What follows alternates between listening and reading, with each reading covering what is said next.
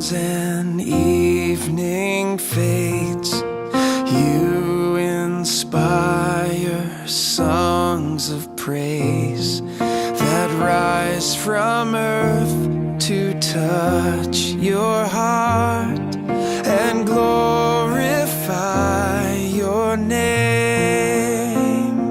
Your name is a strong and mighty tower. Your name is a shelter like no other. Your name,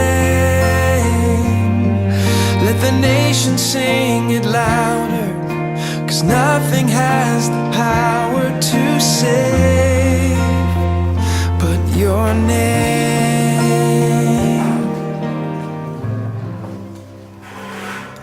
Guys, just keep the spirit of worship. And I don't know what we can do with the lights, but you can go and bring some of the lights down. Just keep that spirit of worship that we've got. I mean, I don't know what you can do. Your techno is back there, I know that.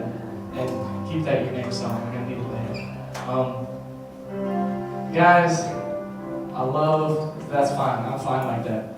I love being here. I've been looking forward to it for a few weeks.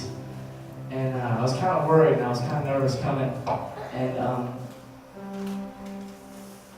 but once I got here, I felt real at home. You guys kind of make me feel that way. It's pretty cool. And, you know, you guys rocked the house, just so you know. You guys rocked the house tonight. It was awesome. And might I add, I'll get my butt kissing part of the sermon out of the way. Sweet. Scott Shiver is one of the best youth leaders in the state of Florida.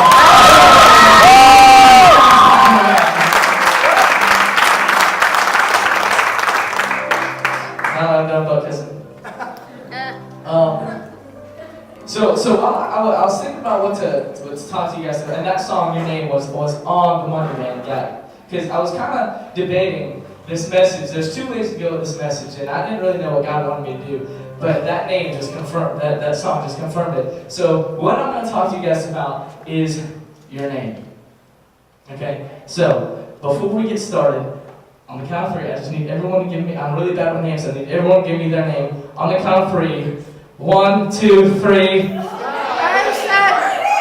Okay, I got everyone's names. Now come to me after service and I'll give you the Hebrew definition of what your name means. But tonight, we're going to talk about, I really can't do that, I'm just kidding.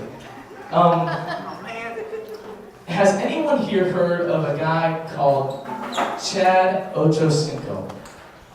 Any football fans here? Okay, Mason, who is Chad Ochocinco?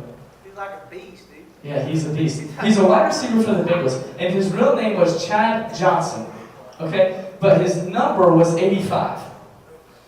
So he changed his last name to Ochocinco, which isn't the Spanish number for it. That's dumb, isn't it? It's pretty dumb.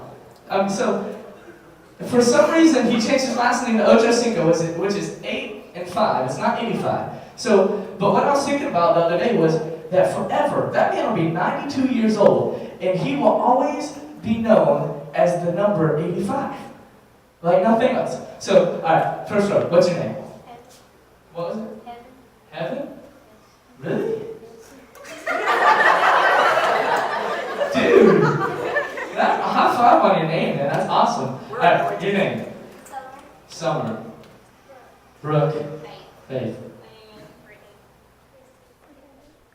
I don't know any of them except Kevin. Okay, here we go. Okay, but each one of those names, that's when people call your name, that's what you answer to, right? That's your meaning, right? Okay, it means something. Like if I'm not gonna go up to Jamel and go, you know, hey big boy. I mean I do it, but when I want his attention, there could be 14 big boys there. But if I say, hey Jamel, he knows I'm calling him, right? The name means something. So your name will mean something. So today, I want to talk about a dude named Jacob. Okay? And has anyone heard of Jacob in the Bible? Yeah. That's awesome. Okay, all right, that's good. Not a lot of you do. Some of you do. That's crazy. Okay, Jacob, his name means, ready for this? He who grabs the heel. How would you like that? I mean, you've heard cool Indian names like, hey, this is what chickens and stuff. His name means he who grabs the heel. And the reason it's called he who grabs the heel is because when he was born, he was a twin. Okay? So he's got this daddy named Isaac. And Isaac, you know, is his dad. And he has twins. He doesn't have twins, his wife has twins. And his brother Esau was the firstborn. Okay? So we're going to go through like 5 chapters right here, but you're going to get the Arin version. It's going to be really cool. Okay, so Esau comes out first. And Esau is hairy. Esau, that's what it means. Esau means hairy. Kind of like Scott. Okay? So Esau is hairy. Okay? But then Jacob comes out second, but Jacob's holding on to Esau's foot.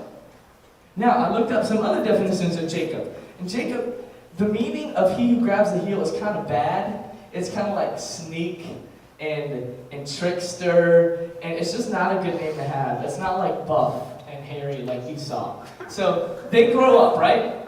So they grow up, Esau is the hunter. He's the hairy man. He's the guy who goes on the boat and gets scallops.